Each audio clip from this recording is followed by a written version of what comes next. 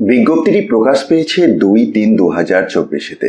কোথা থেকে বের হয়েছে? না, Chittaranjan national cancer institute, Kolkata. Advertisement number 256/2024। এই বিজ্ঞপ্তিটির মাধ্যমে টোটাল 6টা শূন্য পদে medical officer critical care unit, যেটি নিয়োগ হবে ওয়াক ইন ইন্টারভিউ এর মাধ্যমে বলে জানিয়েছে।